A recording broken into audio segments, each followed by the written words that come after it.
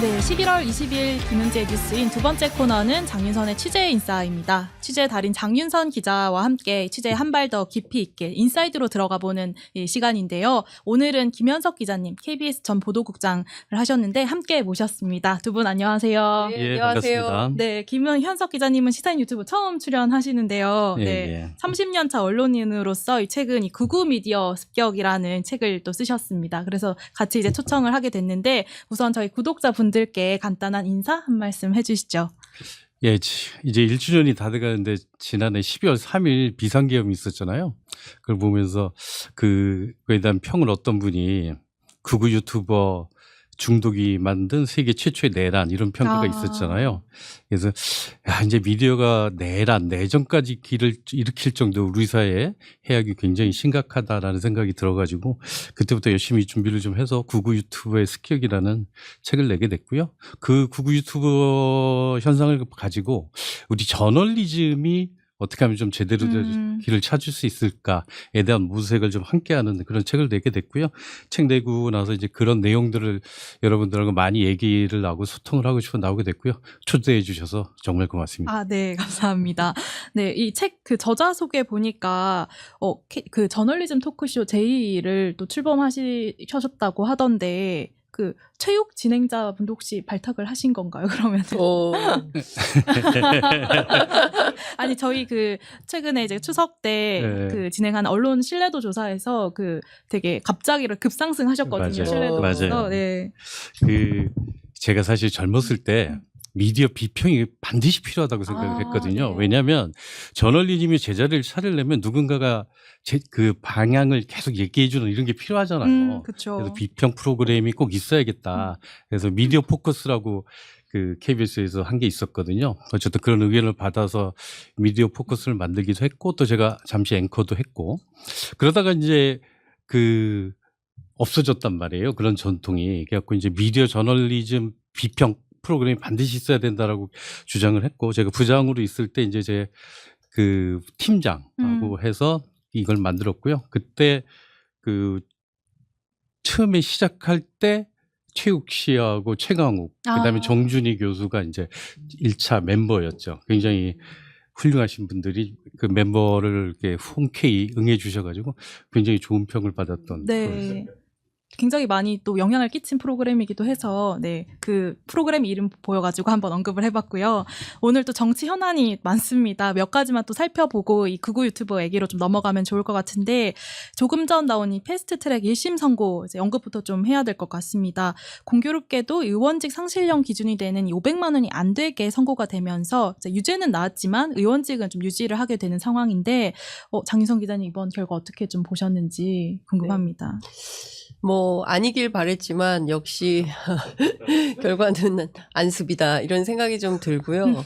사실은 굉장히 오래 걸렸습니다. 뭐 사건 발생으로 따지면 6년이 넘은 사건이고요. 기소를 기준으로 한다 하더라도 5년 4개월인가 네. 정도 걸린 사건인데 1심에 이렇게 많이 걸리는 사건이 우리 이 사법부에 있나 싶은 정도입니다.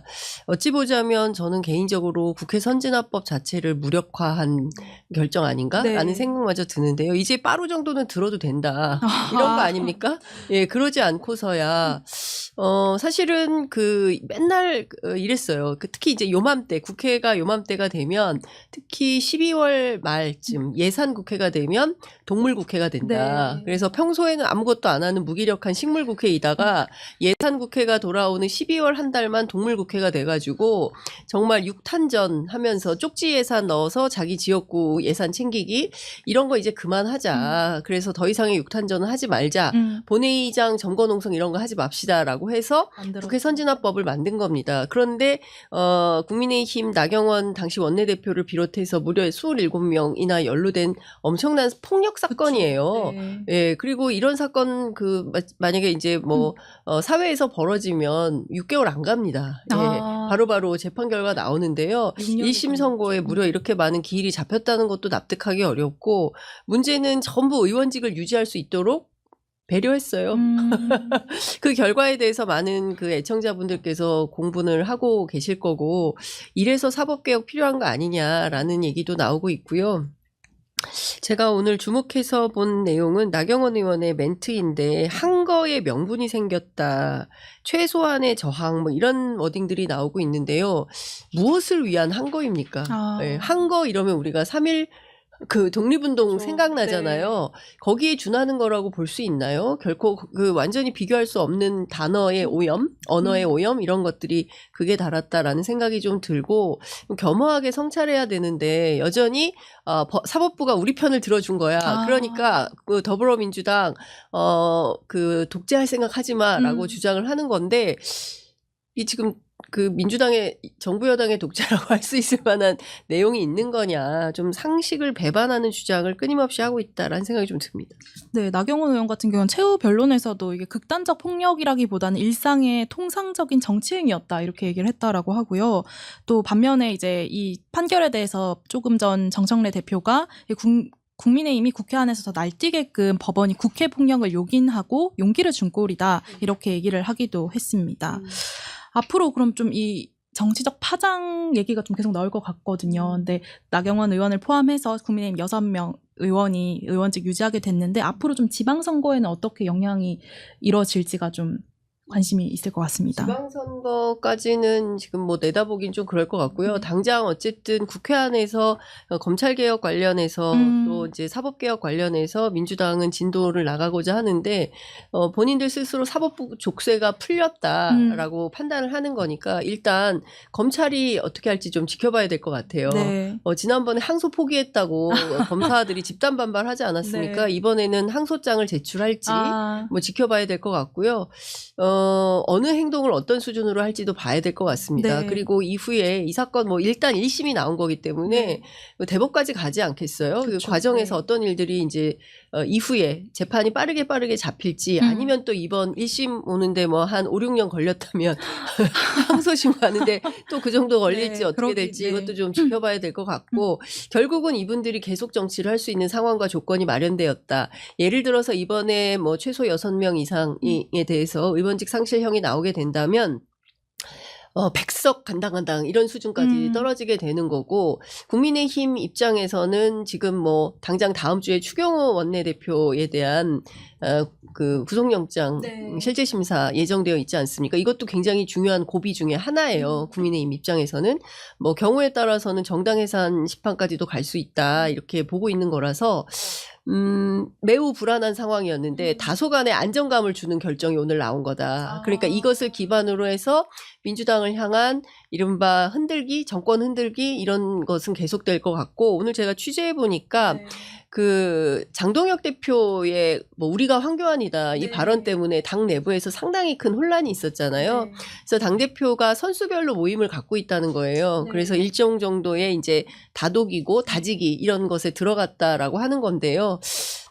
그런 방식으로 계속 극우화하면서 전선을 그을 때 또 상식적이고 합리적인 목소리가 오히려 수장될 가능성이 있기 때문에 국민의힘이 중도화 전략을 하는 데는 매우 안 좋은 선택이 될 수 있겠다라는 우려도 생깁니다. 오늘 또 채널A 보도로 나왔더라고요. 이렇게 재선 의원들 만나서 좀 네. 확장해야 된다라는 네. 취지로 예. 얘기를 했지만 선수별 모임. 네, 오늘 이 판결로 인해서 다시 그러한 좀 노력이 안 될 수도 있다라는 지적을 해주셨는데 사실 폭력을 용인했다라는 이 차원에서 지금 또 진행되고 있는 내란 재판 얘기를 안 할 수가 없을 것 같은데 사실 좀 부각이 되는 게 김용현 전 장관 변호인들인 것 같아요. 어제 이제 감치 처분을 받았다가 이제 풀려났는데 그 이진관 판사를 향해서 유튜브 방송에서 욕설을 하면서 좀 비아냥됐다라는 게 지금 오늘에 많이 좀 보도가 되고 있는데 뭐 예를 들어서 뭐 벌벌 떨더라라든지 뭣도 아닌데 엄청 유세를 떨었다 이런 식으로 굉장히 좀 이렇게 모욕적인 그런 발언들을 했더라고요. 근데 법률가들이 이렇게 좀 사법부 권위를 이제 무시 훼손하는 것들이 좀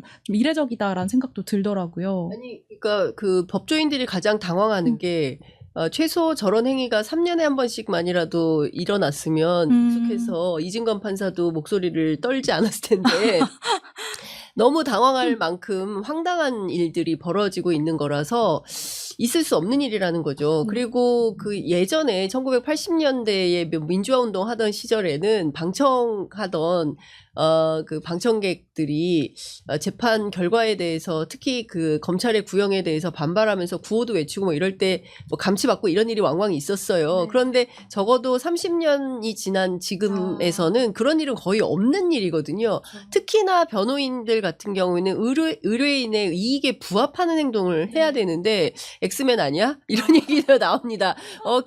김영현 장관 사형받게 하려고 그러는 거 아니야? 뭐 이런 정도까지 우스개가 변호인이 엑스맨 아니야? 이제 이런 얘기들이 나오는 건데요. 그 정도로 의뢰인을 생각한다면 그렇게 막말하거나 욕설을 하거나 특히 이제 조은석 특검을 향해서 이거 좀 너무 심하잖아요. 뭐 거의 인격이 있는 사람들인가 싶은 정도의 막말을 하는 수준이어서 오늘 보니까 그거 욕설까지도 막 했더라고요. 네. 자기들 진격의 변호사들인가 거기 그 유튜브 방송에 자기들끼리 나와가지고 막 하던데 용인돼서는 안 되는 거라고 생각을 하고요. 그리고 또 다른 측면에서 보면 재판 자체를 그냥 집중해서 뭔가 굉장히 엄중한 재판이 내란 재판 아닙니까? 내란 재판.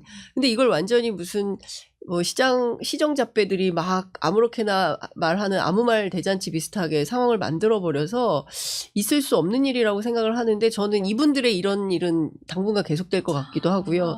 사실 오래됐어요. 직위원 재판부가 거의 통제를 하지 않기 때문에 과거에는 재판 하면서 변호인들이 이 재판정 안에 중국인들이 막 있다 뭐 이런 막말 그다음에 뭐 부정선거가 의심된다 뭐 이런 전혀 재판과 관계없는 얘기들을 하고 그러니까 일종의 이제 물 흐리기 이런 것들을 했는데 통제를 안 하니까요 직위원 판사가. 근데 이번에는 어제 같은 경우에는 굉장히 강하게 통제를 했었던 건데 감치가 됐으면 좋았을 텐데 하여튼 주소 불명 이런 것 때문에 다시 석방되어서 오늘 유튜브로 더 세게 나와서 다음 재판 어떻게 나올지 기대가 됩니다. 예. 당분간 계속 될 거라는 지적이 참 암담하게 느껴지는데 혹시 김현석 기자님 어떻게 지금 상황 좀 보고 계셨나요?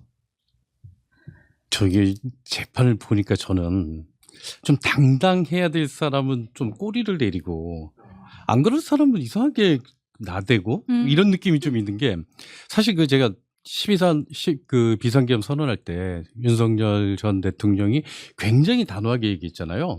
반국가 세력을 완전히 척결하겠다고. 네. 그리고 1월 초에 이제 편지라고 써놓은 거 보면 중국 공산당이 한국의 민주당과 야당과 선관위를 통해서 부정선거를 하고 있고 우리 사회를 굉장히 나락으로 빠뜨리려고 하고 있다. 중국이.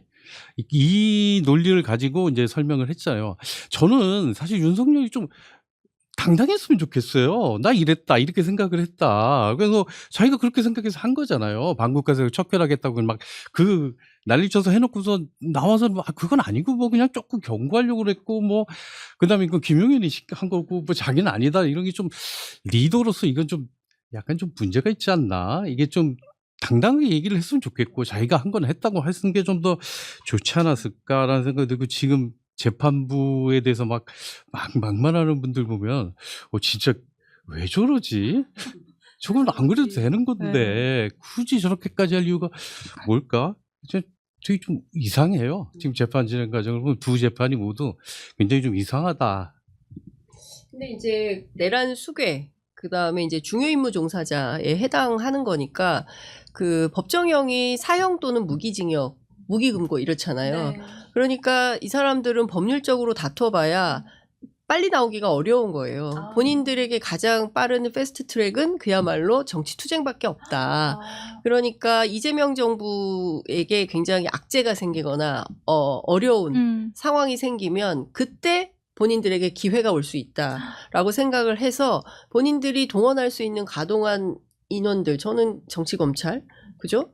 저는 정치판사도 있다고 봐야 되나라는 생각이 들 정도인데 그런 세력 규합을 통해서 법률 투쟁보다는 정치 투쟁이 훨씬 유리하다. 그래서 판을 뒤집어 엎어야 자기들에게 기회가 올 수 있다고 생각하니까 끊임없이 재판 과정에서 말도 안 되는 소리 주장하면서 그냥 계속 물을 흐리는 거예요. 그러니까 논점 이탈을 하는 게 훨씬 유리하다고 생각을 하는 거죠. 그러니까 이 재판이 무용하다고 생각하니까 나오지도 않고 계속 불출석하지 않았습니까? 특검 조사 불출석, 재판을 16번이나 불출석했어요. 내란숙의 윤석열의 경우에는.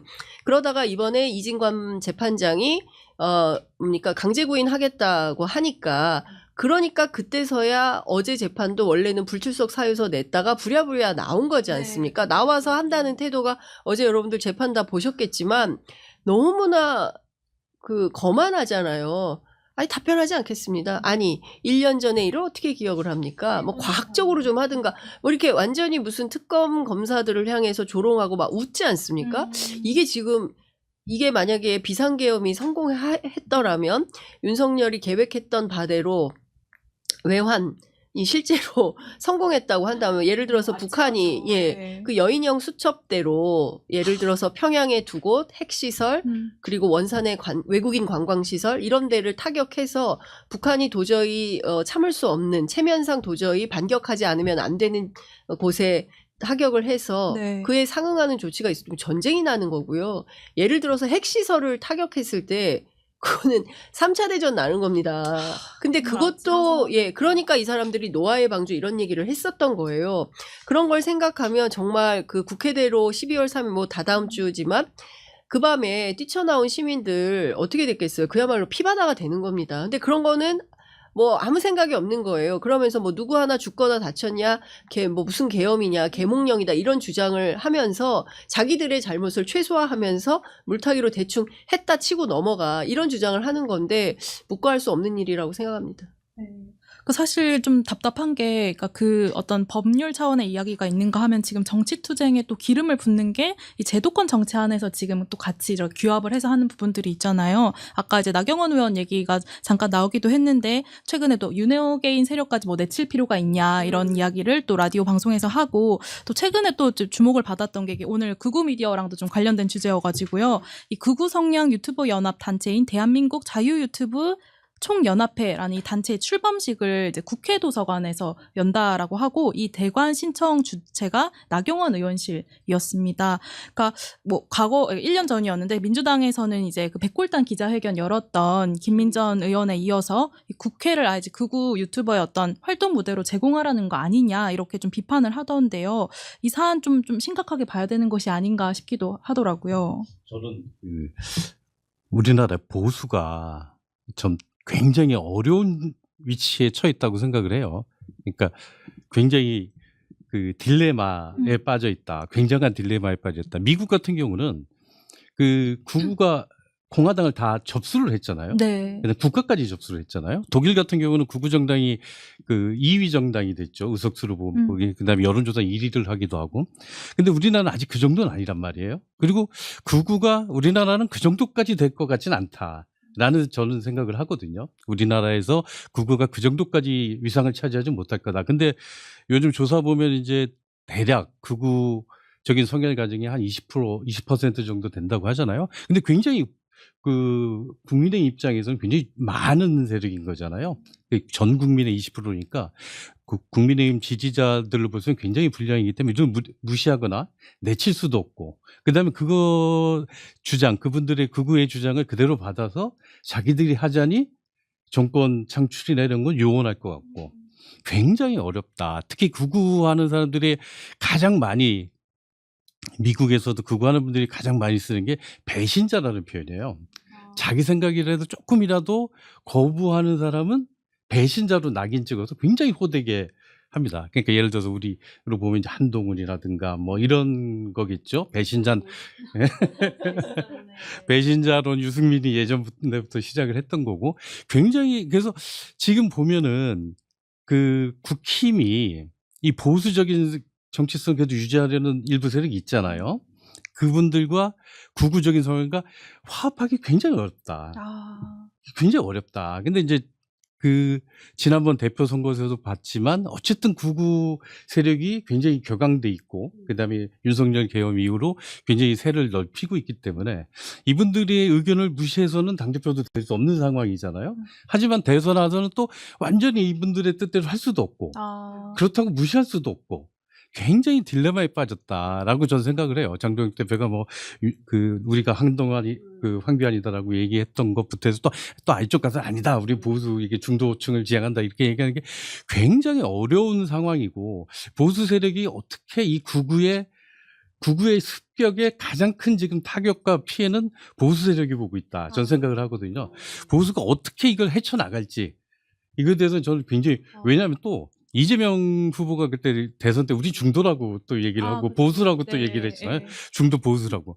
그러니까 진보 세력조차도 중도 보수에게 이게 어쨌든 세력을 확장하려고 하고 있고 그다음에 극우 세력은 또 극우 세력대로 하고 있고 우리나라 보수가 굉장히 어렵다. 그래서 지방선거에서도 이 보수가 어떻게 할지 이거를 보는 게 저는 포인트 중에 하나가 될 거다라고 생각을 합니다.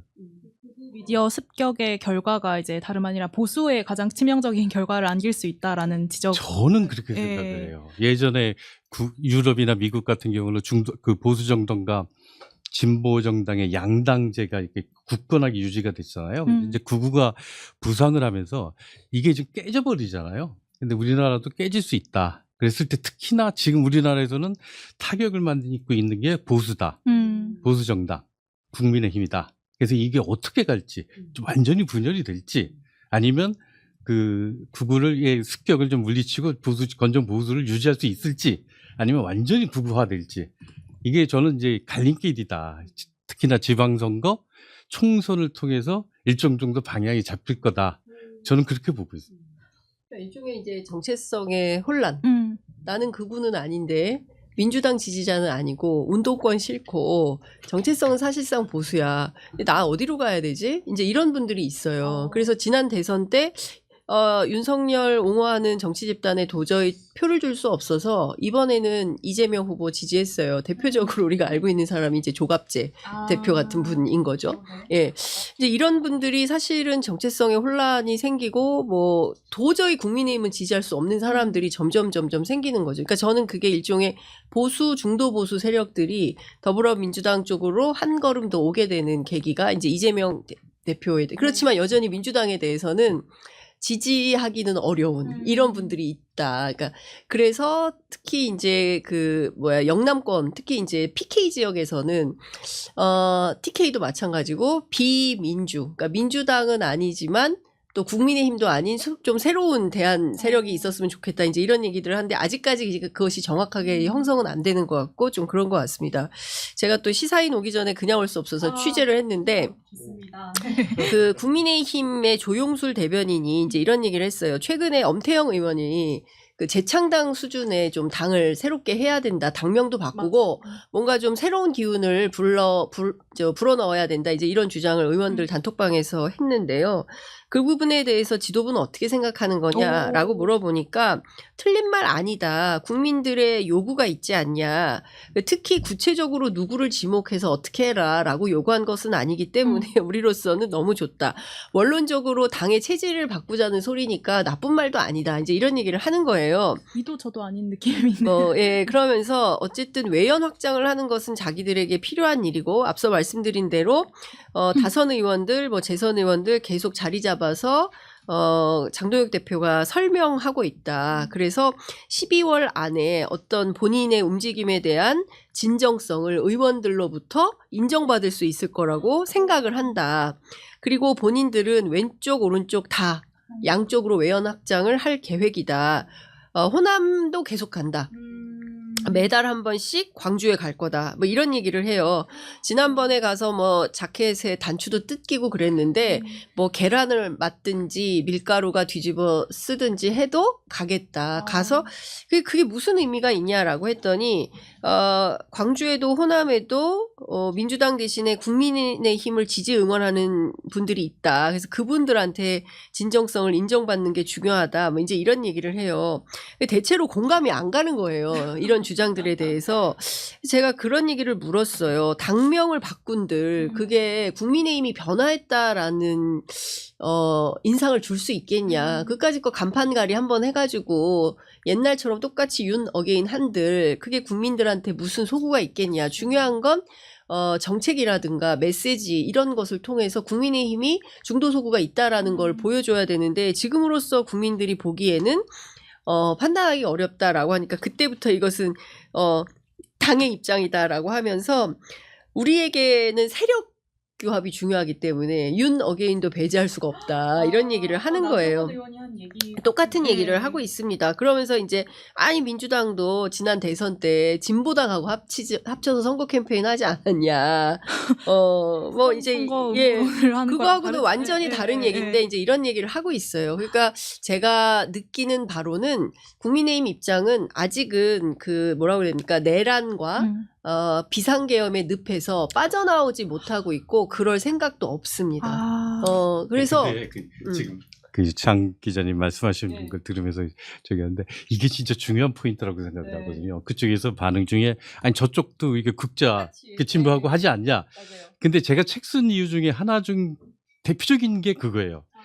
양비론에서 좀 벗어나야 된다. 이제 우리가 제가 또 이제 대학 들어서 40년 동안 극우도 나쁘고 극자도 나쁘고 뭐 보수 건전 진보 뭐 중도 이렇게 가야 돼 이렇게 생각을 하면서 아니 뭐 극우 미디어도 있지만 극자 미디어도 있잖아. 뭐 이쪽도 그 편향적이잖아. 이쪽도 그렇지만 이쪽도 그러잖아. 막 이런 어떻게 양비론적으로 사고를 하게 되니까 문제가 뭐냐면 대안이 없어요. 다 이러면 둘 다 나쁜 놈이고 뭐 이렇게 다 원래 이게 미디어가 원래 이렇게 돼. 디지털 하면서 다 이렇게 극우 미디어처럼 다 이렇게 그 말도 안 되는 얘기들을 소리 높여 외치는 이렇게 가는 건 이쪽도 그렇잖아. 그러니까 그쪽 지금 국민의 입장에서 이제 그 장 기자님이 취재하셨다고 마지막 말 저쪽도 그렇잖아. 라는 게 국민들도 많이 생각을 하거든요. 근데 자료를 이렇게 보니까 안 그래요. 극우가 유별나요. 전 세계적으로. 지금 극자가 요즘에 뭐 굿뉴스라는 영화 있었잖아요. 그 일본 그 적군파가 그 비행기를 납치해갖고 평양 가는 그걸 다룬 영화인데 그땐 극자가 있었어요. 그 적군파라는 뭐 이런 것도 있었고 전 세계적으로 사회주의 혁명을 위해서 뭐 폭력을 하고 막 이런 진짜 극자가 있었거든요. 근데 지금 혹시 앵커님 극자가 뭐 문제된 거 기사 본 적이 있으세요? 지금 최근에? 최근에는 극우가 더 이제 많은 사람들의 없어요. 관심을 받고 그러니까 있죠. 극자는 그 사회주의 몰락 이후 극자라고 할 만한 사람들이 굉장히 없어요. 물론 그런 신념을 아직도 가지고 유지하고 있는 분이 있겠지만 대체적으로 봤을 때 극자가 어떤 그 사회적인 무리를 일으키거나 나쁜 짓을 하거나 이런 것들에 대한 게 별로 없어요. 진보적인 이념에 충실하신 분들은 대부분이 그 사회의 보편적인 복지 문제라든가 인권 문제 이런 거에 대해서 집중을 하지 저렇게 하지 않거든요. 그러니까 그리고 미디어도 이 극우 미디어가 지금 독특한 그 문화를 가지고 지금 하고 있다. 네. 특히나 우리가 탈진실이라고 얘기하잖아요. 사실보다는 자기 이념 또는 감정이 더 중요하게 여론에 미치는 현상 이런 걸 이제 탈진실이라고 하거든요. 그러니까 사실에 맞는 게 중요한 게 아니라 내 진영에 맞고 내 기분에 맞는 거, 내가 좋게 느끼는 게 진실로 느끼는 것. 그게 이제 탈진실인데 이 탈진실 현상이 극단적으로 나타나는 게 극우 미디어 생태계다. 우리 사회 전체가 아니라 우리 사회는 아직도 많은 부분은 사실에 중심한 그 체계, 미디어 체계가 유지되고 있고 극우 미디어 체계에서 그러한 그 탈진실, 그러니까 사실보다는 감정이나 이념에 앞서는 것들이 나타나고 있는 게 극우 미디어다. 그래서 전 사회 전반적인 탈진실 문제를 걱정할 게 아니라 극우 미디어 생태계에서 나타나고 있는 탈진실 현상, 이걸 어떻게 해결할 것인가 우리 사회가 고민해야 된다. 라고 생각을 해요. 그러니까 모두 다 그냥 탈진실이야. 다 이렇게 돼. 방법 없어. 세계가 그렇게 되는 거지. 이렇게 되면 해법도 안 나오거든요. 근데 그게 아니라 이것이 구체적으로 나타나고 있는 곳, 그것이 왜 나타나고 있는지 이런 거에 대해서 검토를 좀 해야 되고 그거에 대한 해법을 찾아야 우리가 이런 것들을 좀 해결할 수 있는 그 해법을 찾을 수 있지 않겠나? 이런 얘기를 좀 해보고 싶었어요. 네. 책에서. 그러니까 지금 어떻게 보면은 이 세계가 고민하고 있는 이 문제를 해결하기 위해서 극우 미디어가 가지고 있는 생태계를 좀 파고들어서 봐야 된다. 자연스럽게 책 얘기로 들어가면 될 것 같은데, 그러니까 사실 이제 말씀하신 대로 극우 미디어의 문제를 다룬 책은 좀 별로 없었다 이런 후기도 있더라고요. 그래서 사실 그 논문 주제가 원래 이게 아니었는데 불법 계엄을 만나면서 좀 달라지셨다라고 이야기하신 거를 봤는데, 그러니까 극우 유튜버 모니터링 같은 걸 좀 하셨어요? 이 책을 쓰시면서? 이 책 쓰면서 참 많이 봤죠. 네, 어떻던가요?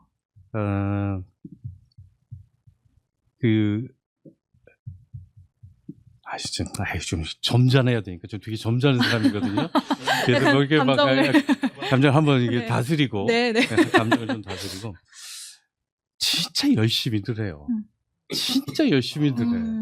막 진짜 시뻘게 가지고 막 경악 뭐 이재명 요번에 미국 가서 트럼프하고 만나면 잡혀갈 거다 뭐 이런 것보다 해도 막 진짜 누가 봐도 말이 안 되는 얘기를 막 하는데 댓글들 보면 맞아 막 이런 거 있잖아요. 그러니까 저희가 이제 그 탈진실 현상이 극화돼서 나타나는 게 좀 극우 미디어다라고 제가 자꾸 얘기하는데, 부정선거 음모론도 있잖아요. 원래 시작은 그 김어준 씨잖아요. 김어준 씨가 먼저 얘기를 했는데 2012년 그 박근혜 대통령이 대통령 될 때 부정선거가 있었다 해갖고 이제 제기를 했는데, 그거를 제기를 하자마자 뉴스타파, 지금 그래서 이제 진보적인 매체라고 평가할 수 있는 뉴스타파가 그 음모론이 틀렸다는 거에 대해서 조목조목 반박하는 컨텐츠를 올렸거든요. 그 이후에 이 진보 진영에서는 그런 어떤 사실에 근거한 비판이 있으면 그게 받아들여져요. 그래서 진보 진영에서는 그 부정선거 음모론이 없어졌거든요.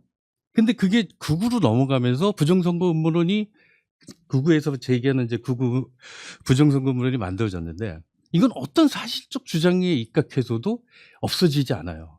오히려 사실적 주장을 한 사람이 저놈도 그 음모론을 만들어낸 그 세력이야. 저놈도 중국 공산당에 포섭된다? 이런 식으로 반응하지, 그거에 대해서 맞다, 우리가 요 얘기한 건 좀 틀렸나? 귀 기울이지 않는다는 거죠. 그게 극우 미디어의 가장 특유한 성격이다.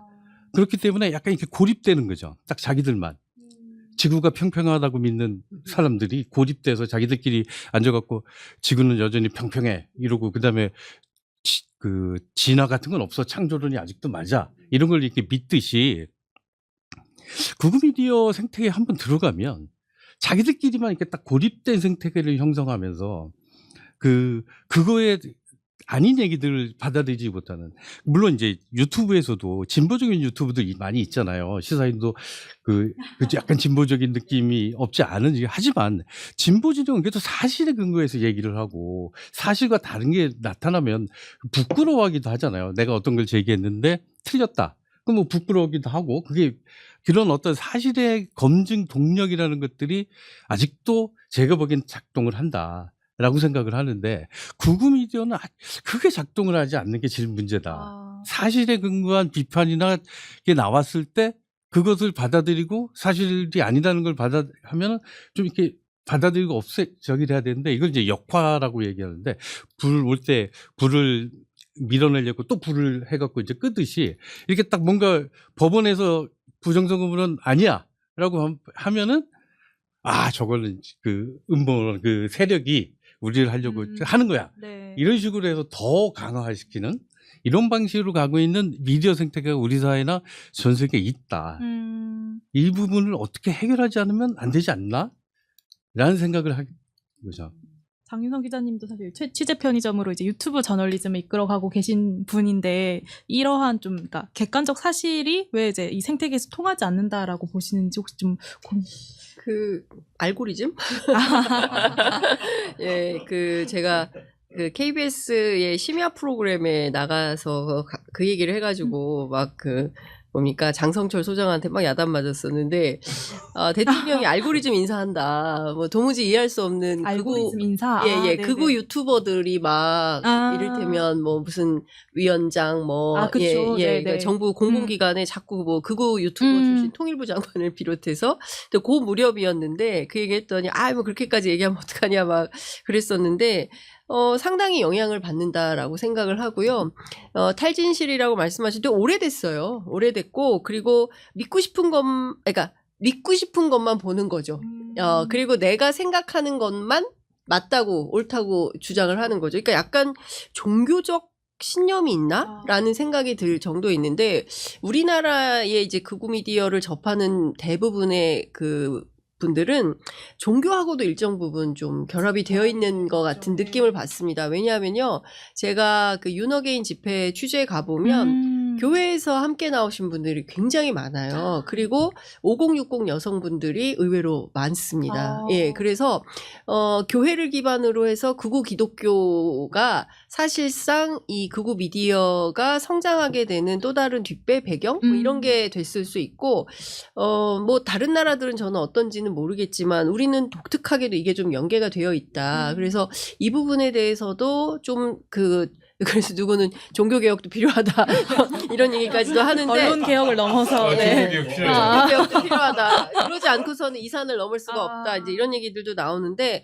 저는 이게 다 좀 연결된 측면이 있고, 어찌 보자면 우리가 잘 뿌리를 연원을 찾아서 가보면 식민 지배를 겪고 일제강점기를 지난 다음에 해방이 됐고, 그리고 나서 친일을 청산을 똑바로 했어야 됐는데 반민특위가 형해야 되면서 제대로 된 친일 청산을 못하고, 그리고 이제 독재, 상당히 긴 독재를 거쳐오지 않았습니까? 그만큼 이제 민주화 투쟁을 통해서 역량을 쌓아온 측면도 있지만, 이 잔뿌리들이 해소되지 않은 가운데 그 뿌리가 지금까지 이어지는 거고, 사실 극우 미디어뿐만 아니라 극우 미디어가 생산되기 이전에 그 토대가 되었던 그 조중동을 비롯한 보수 언론들이 해왔던 수많은 행태들을 우리는 다 기억하고 있고, 사실은 저널리즘 J에서도 그 보도를 굉장히 많이 했던 거 아니겠습니까?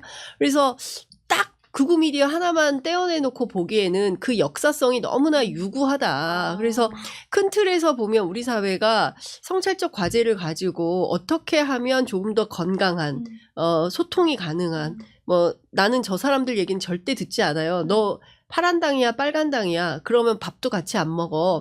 예, 이렇게 돌아가는 식의 방식이 된 지가 꽤 오래됐기 때문에 결국엔 저는 이게 정치 차원에서 소통을 해야 되는데, 그러려면 또 여기서 적당히 적고 넘어가 또 뭐 이런 논쟁이 되는 거예요. 여기서 그렇게는 못 가.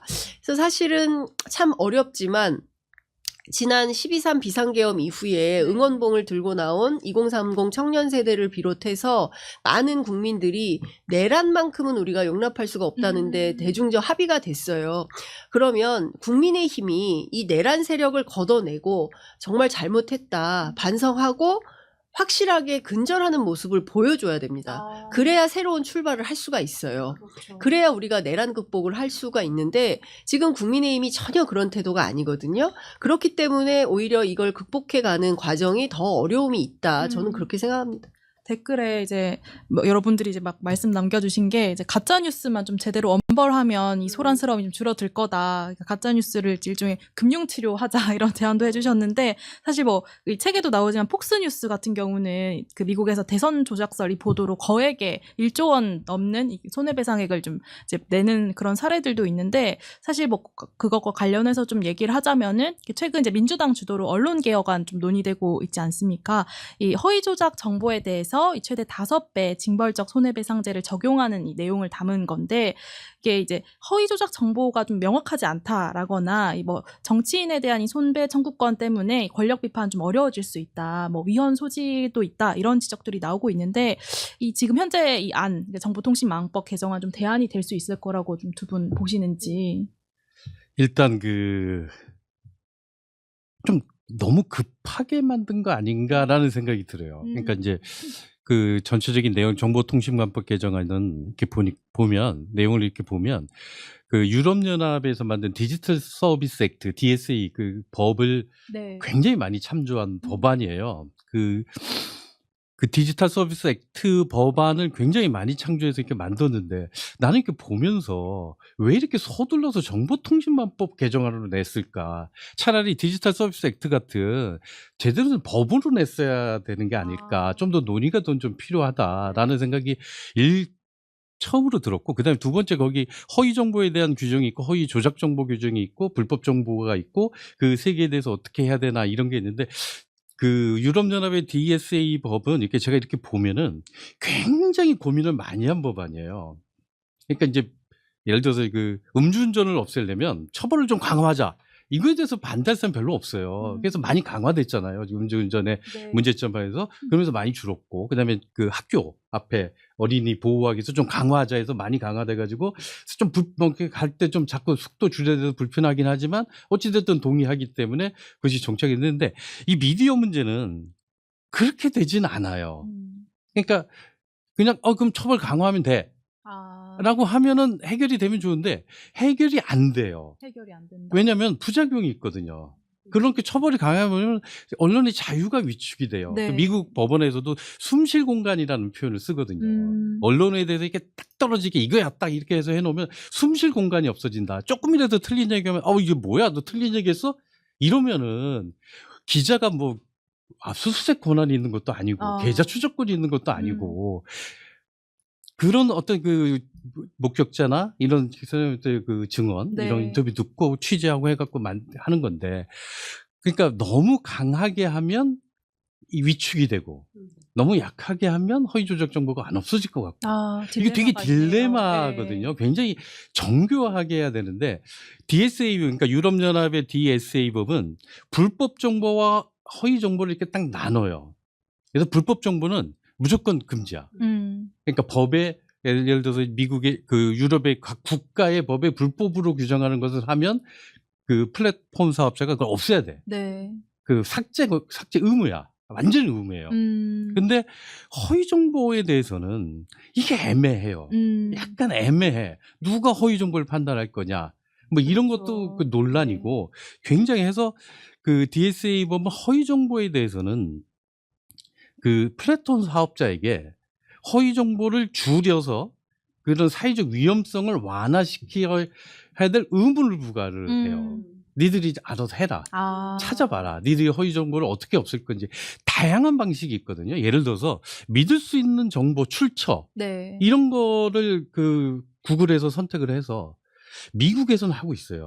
미국에서 허위 그 부정선거를 치면 믿을 수 있는 출처가 먼저 오픈이 되게 알고리즘이 해서 그걸 먼저 보고 그러니까 부정선거물은 틀린 겁니다.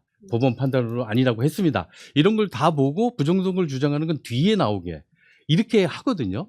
그게 그 유럽연합이 위험성 완화 조치의 일환이에요. 그래서 그런 것들 플랫폼 사업자가 하도록 만드는 거거든요. 해서 믿을 수 있는 정보가 먼저 노출이 되고 음모론이나 이런 것들은 되도록 노출되지 않게 알고리즘을 바꾼다든가 그다음에 그 제가 이 책에서 주로 썼던 게 그 보상 체제를 좀 바꾸자. 그러니까 조회수 중심으로만 하면 그냥 음모론 소리 높이 외치는 게 훨씬 더 유리해요. 정말 취재 열심히 해갖고 하는 거는 재미없거든요. 정말 취재 열심히 해도 사회에 의미 있는 거 취재해도 조회수에서는 별로 그렇게 높지가 않아요. 목소리 크고 막 경악 이런 게 더 그 조회수가 많이 나오기 때문에 그거를 좀 바꿀 수 있는 방법 없을까? 그러니까 아까 믿을 수 있는 출처처럼 뭔가 그 신뢰할 수 있는 출처에 대한 가중치 알고리즘을 좀 더 많이 할 수 있고 그다음에 보상도 좀 많이 해주 이런 것들을 플랫폼 사업자가 하도록 만드는 것 이런 것들이 허위 정보를 없애는 데서는 난 좀 더 유력한 방식이 아닌가. 근데 우리나라 법 지금 그 정보통신망법에 허위 정보, 허위 조작 정보 전 그 개념이 이렇게 두 개를 이렇게 나눠서 해놨던데 약간 애매해요. 약간 애매해. 애매하다. 그리고 누가 판단할지도 애매하고 허위 정보라고 해서 뭐 법원의 판결을 받으면 허위 정보다 했는데 사실은 법원 판결 나중에 받았는데 나중에 진실로 밝혀질 수도 있거든요. 그 법원이라는 거는 어떤 얘기를 했는데 이것이 증거를 못 대면 틀리다고 판정할 수밖에 없거든요. 근데 그게 증거를 못 댈 뿐이지 진실일 수도 있단 말이에요. 그러니까 허위 정보라고 판단하는 것도 굉장히 어렵고 그걸 불법으로 처벌한다는 것도 굉장히 어렵고 네. 그래서 지금 이제 문제 제기가 되고 있는 건 허위 정보하고 허위 조작 정보를 정확하게 개념 정의가 되냐. 그리고 이것을 누가 판단하느냐. 법원이 판단한다고 했는데 법원의 판단이라는 것이 정말 진실성에 대한 판단의 근거가 되느냐. 법원은 법 위반을 따지는 거잖아요. 조항을 가지고 법 위반 여부를 따지는 거지 진실인지는 안 따지거든요. 그러니까 진실성 판단위원회가 아니에요. 네. 법원이라는 것은. 근데 진실성, 그러니까 사실이라는 걸 법원에다 맡기는 게 맞는지 대해서도 좀 더, 그래서 제가 지금 말씀드리고 싶은 거는 좀 더 논의를 좀 하자. 이게 우리가 허위 조작 정보를 없애야 된다는 점 100% 동감하고, 급하다 동감해요. 급하다. 정말 급하다. 급하고 없애야 된다는 건 100% 동감하니까 빨리 좀 논의장을 좀 만들어 보자. 허위 조작 정보가 뭔지에 대해서도 좀 더 고민해보고, 그 다음에 그걸 없애려면 어떻게 해야 될지에 대해서도 좀 시급하게 논의를 좀 해서 제대로 된 법, 제대로 된 디지털 서비스 액트 같은 DSA 같은 그런 법안을 좀 만들어냈으면 좋겠다. 네.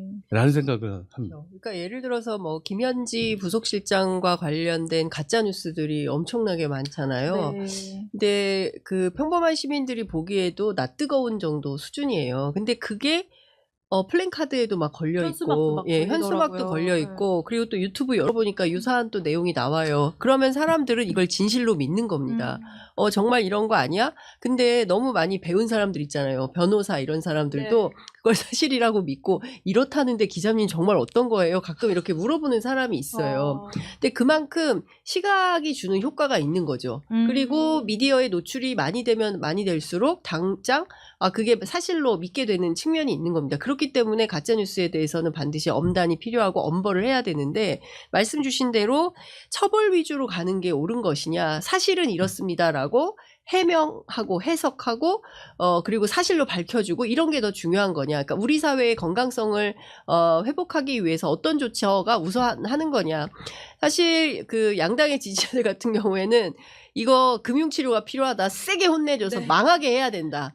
그렇게 가짜뉴스 하는 유튜버들 완전히 망하게 해야 된다. 그래서 다시는 빛도 못 보게 해야 된다. 이런 심리가 있는 걸로 알아요. 실제로 그런 마음이 들죠. 그리고 당사자 같은 경우에는 더욱더, 특히 이재명 대통령에 대한 가짜뉴스도 엄청나게 많았잖아요. 네. 그렇기 때문에 그 부분에 대해서는 더 격한 감정을 갖게 되는데, 말씀하신 대로 저는 감정은 좀 누그러뜨리고, 네. 우리 사회뿐만 아니죠. 전 세계가 앓고 있는 이 가짜뉴스의 함정에서 빠져나오기 위해서는 실제로는 미디어 역할이 굉장히 중요한 겁니다.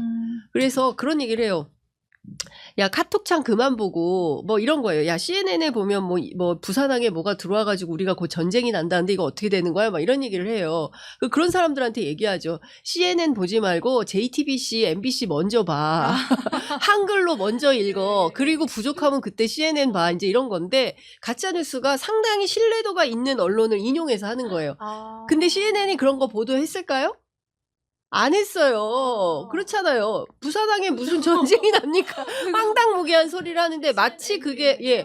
CNN에서 이런 게 나왔대. 근데 이분들이 CNN을 검색할 시간은 없거든요. 그러니까 그걸 사실로 믿는 거예요. 권위를 그렇습니다. 이용해서. 예, 네. 그래서 저는 이런 것들에 대해서 걸러내는 노력이 사실은 우리 기성 언론들의 노력이 굉장히 중요하다. 보고 싶고 볼 수 있고 적극적으로 시청자들과 만날 수 있는 그 환경을 많이 만들어야 된다라는 생각이 좀 드는데, 우리 기성 언론도 어쨌든 아주 드라이하게 스트레이트 보도를 하고 있기 때문에 시청자들은 네. 그렇게 많이 접하기는 어렵다. 그리고 자극적인 제목에 충격, 속보 막 이런 거에 네. 사람들이 현혹되잖아요. 그래서 그런 것들을 걸러내는 노력도 필요하고, 저는 유튜브로 우리나라 사람들이 뉴스, 특히 정치 뉴스를 접하는 비율이 60%인가를 넘는 걸로 굉장히 알고 있어요. 높다고 굉장히 하더라고요. 높다고 알고 네. 있는데, 그렇기 때문에 더욱더 유튜브가 이런 이를테면은 뭐 이제 조회수만 높다고 하는 것이 아니라 다양한 체계를 좀 넣어서 이렇게 의미 있고, 그리고 너무나 심하게 가짜 뉴스를 내는 매체들에 대해서는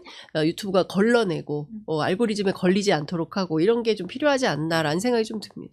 근데 그게 지금 정보통신망법 개정안에 보면 사실 그게 제가 이제 좀 약간 비판적으로 접근을 했지만, 그 좋은 내용 많아요. 지금 장유선 기자님 말씀하신 팩트체크에 대해서 굉장히 많이 넣어놨어요. 팩트체크를 지원하고, 팩트체크된 내용들이 그러니까 가짜뉴스, 허위 조작 정보죠. 허위 조작 정보를 없애기에도 지원하기 위한 다양한 방식이 또 많이 들어가 있어요. 그래서 저는 이걸 조금만 더, 그러니까 앞부분, 그러니까 허위 정보와 허위 조작 정보에 대한 개념 정의, 이걸 어떻게 할지, 그 표현의 자유 문제와 제재, 이 문제 어떻게. 사실 미국 구구 유튜브 보면 정말 저를 1조 3천억 받았거든요. 폭스뉴스가. 근데 그때 그 법원에 제출된 증거가 뭐가 있었냐면요.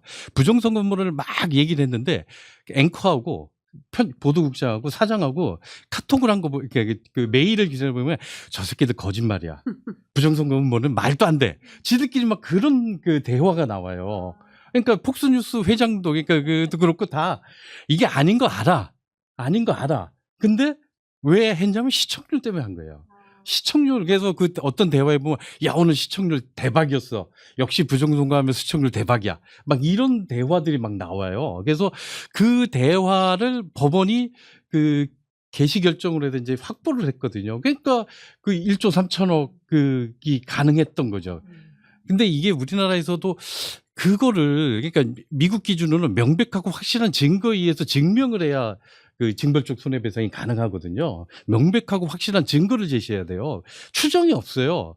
명백하고 확실한 증거를 통해서 그 언론사가 고의 또는 중대한 과실로 이걸 보도했다는 걸 증명을 해야 돼요. 근데 우리나라는 그게 불가능하고 힘들다는 걸 특히나 민사재판에서 그러기 때문에 이번에 추정 조항을 넣었더라고요. 이러면 그럴 것으로 추정하자라고 하는데 나는 건 좀 이거 좀 위험하지 않나. 추정하는 건 명백한 증거를 가지고 하는 게 더, 그리고 여러 개 하는 게 아니라 액수를 더 높여서 정말 문 닫을 정도로 세게 하더라도 좀 확실한 경우만에 그 하나의 걸 완전히 본보기로 우리나라에서는 이렇게 벌칙금이 되게 낮은데 미국은 굉장히 세지만 많이 단속을 안 한다고 하잖아요. 그래서 한 번 걸렸을 때 딱 그 크게 하면은 안 하는 효과가 분명히 있으니까 좀 과징금 액수를 굉장히 높여서 정말 일벌백계 하더라도 너무 지나치게 많은 걸 다 하려고 하지 말고 그거는 이제 팩트 체크나 이런 걸 통해서 가짜뉴스가 정화되는 체제를 만드는 것이 더 낫지 모든 걸 다 그냥 갖다가 다 엄벌하겠다고 하는 것보다는 좀 더 액수를 높이더라도 명확하게 그 증명된 것만 명확하게 강하게 처벌하는 게 더 낫지 않을까라는 저는 생각을 하는 거죠. 네, 그러니까 정보통신망법 개정안 관련해서 더 많은 좀 논의가 필요하다라는 생각이 들고 또 오늘 행안위에서 이 혐오 차별 내용이 담긴 정당 현수막을 제한하는 법안을 민주당 주도로 처리했다라는 속보도 함께 전해드립니다. 네, 시간이 이제 다 돼가지고 이제 마무리를 해야 될 것 같은데 혹시 뭐 더 마무리 아니요. 네. 네, 감사합니다. 그러면은 김은지의 뉴스인 11월 20일 준비한 방송은 여기까지입니다. 오늘 방송 즐겨보셨다면 구독, 좋아요, 알림 설정으로 함께 해주세요. 감사합니다. 시사인이 만드는 정치 라이브 김은지의